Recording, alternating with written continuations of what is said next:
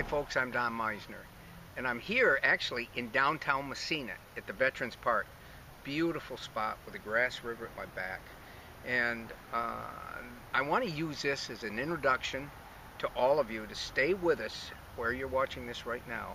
And in the weeks and months to come, I'm going to show you a lot of different videos on all different waters around the Massena area. But I think this is a great starting point. You know, this river is one of my favorite in the world. It runs right down through the center of Massena.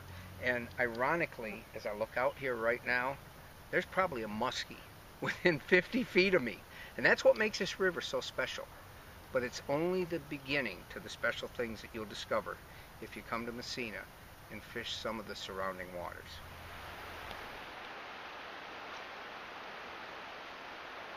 The pros always say don't let the fish jump, because that's when, this is in my mind, a river monster. You are not going to catch much bigger bass in a small river than what this fish is. You see, these bass are smart. They know that they've got to find structure to get, and this hook is barely in this bass.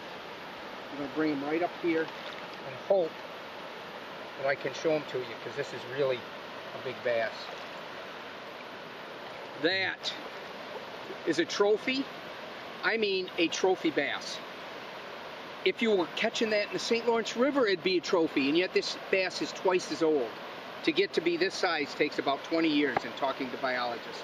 This is, well, to give you an idea, there is 9, and there's 9. This is over 18 inches long. Wow, I am thrilled. I am thrilled. I started out today to be able to show all of you the type of fishing you can get in these different waters near Massena, New York. Little did I think that with camera along, we'd actually be lucky enough to catch something like this. This is fantastic. Oh my God, this is amazing. Oh, if you could see the bass that is following this bass is just a huge monster smallmouth that followed this bass. I switched and put on a horny toad, which is a frog imitator. This is a beautiful bass, but I'm telling you, the bass following, it's still out there. There it is, right behind him. It's following him all around, right behind him. It's about a 20-incher. Oh my gosh, and it's not the shadow that I'm talking about either that we see under there right now. There he is right there. There's a big bass right there. He's going back over to the corner. Oh my gosh. To nonchalantly handle this fish, which is a beautiful 15, 16-inch smallmouth. Again, these fish are the fish of fishermen's dreams. This is what I think a lot of you probably sit back and just can imagine going to a place where you can just walk out. I'll show you here in a second. There's a bridge right above us. So we're right at car access. He has twisted this around, and I'm having there we go. At some point I'm going to show you what we're using. Look at how healthy and big that bass is. Now I got to tell you here's what I am doing. I am targeting places like structure. See that big tree that's down, and it's got branches coming out in the water. It provides shade and it provides cover. And we know that there's at least 2 or 3 big bass right there by that tree, hanging out there. I know that big one that went back. You know, the thing I wonder, does that bass that I just released go back over there, because he swam right back over there? Tell the other bass, look it, all bets are off now. Do not, I repeat, do not go after anything that looks out of the ordinary, even if it looks great, like those baits do. So, we'll see if that's what they're saying. I don't know. Let me fix this frog. This is called a horny toad. The baits that I'm using as well, they're very, very easy for anybody to use, because all you do is cast them and reel them back. I'm going to cast over by that tree again.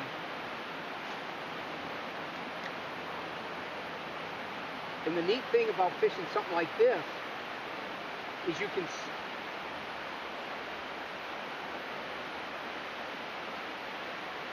The neat thing about a bait like this is that you can see the wake of the fish. If it's a big fish, you're going to see the wake coming after it, and that's what's exciting.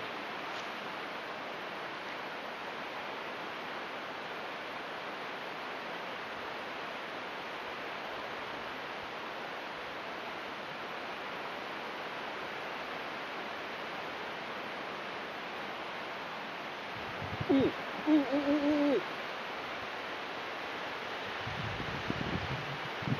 A great big smallmouth just followed it right in. I was trying to figure eight him like you do muskies. I'm sure he must have seen us. These are huge, huge bass in this area. And we're right. Ooh. Oh my goodness, wasn't that exciting? Oh. I don't know if you saw that fish strike on the surface, but that's the most exciting part of fishing. Another huge bass. Huge bass. Can you imagine standing in water, lukewarm water, in the same environment as a fish and having this happen?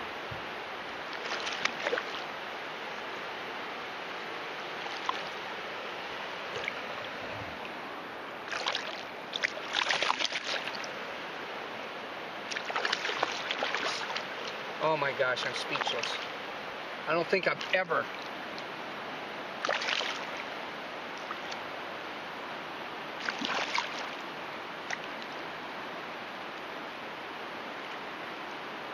This is even bigger. These fish are spectacular. There's no other word. They're spectacular. You know what makes me wonder? And you got to be thinking the same thing. We all have streams near us. But I'll bet you, I'd bet a jackpot on this, that no matter where you are, you've never been to a body of water like this, where there's bass this size just lurking, waiting for you. Remember, this bass is probably 15 to 20 years old. If in fact it is, how come nobody's catching them? I guess what that means is we are in waters that a lot of these fish never see a lure like this. And it truly is amazing. I've never been one loss for words, but there's nothing really I can say except, wow. All right, one more cast. I'll tell you what's happened. That fish has hit, there's probably a couple of them in there. They're probably only 10, 12 inches. But I had a...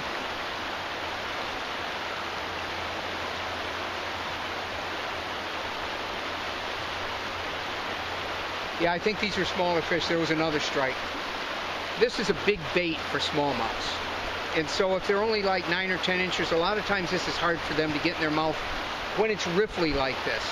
And I'm not setting the hook on those. You can tell. When you get one of these big boys, they smash it. They hit it with all their might. And I'm telling you, even compared to a muskie, sometimes these big, old smallmouth strikes are harder. Golly! Another giant. This one, oh, this is a terrific bass. Look at these bass. This is fantastic. Now, look at this rock right here beside me. This is what that bass saw. He swam right under it, and I couldn't budge him. The only way we got him is Russ crawled under there like the people down south for the catfish, stuck his hand under the rock, felt the bass wiggling, and he was still hooked. Isn't this a fabulous bass? And I got to show you something too. This was a cast, 2 casts later. Just so you know, they aren't all monsters in here. There's lots of fish like this, almost like a tiny, tiny bass that happens to be 10 inches long.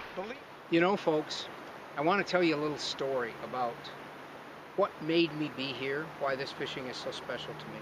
For years and years and years, and 20 years to be exact, I did a TV show called Streamside where I traveled all over the continent. And I kept thinking to myself, as great as all these places were, back home in upstate New York, there were water after water that was just as good or better, and hardly anybody ever visited. So after getting out of the service and after spending all those years doing that, one of my greatest goals, I guess, was to share this story with others. And that's why it's so special for me to be able to stand here on this river, here in the middle of the summer, and share this fishing with you. I think a lot of you might be really surprised to see what we're seeing today. But if you were here, you wouldn't be, because there's miles and miles of water like this, and every single pool has fish in it. And I'm trying to pass on to you where to find those fish in those pools. But I promise you, if you were to come to Massena, use that as your headquarters, as your vacation place to stay, and then explored all the waters around, you will have a fishing vacation. And not just a fishing vacation. There's things here for the whole family. It's so wild and beautiful and unscathed and untarnished that there's all kinds of places the whole family can go. If you don't want to fish, if you want to take a day to go up some of the trails and hike up to the mountain peaks, there's beautiful waterfalls. I mean, this really is a sportsman's heaven. And I hope I see you there in heaven someday.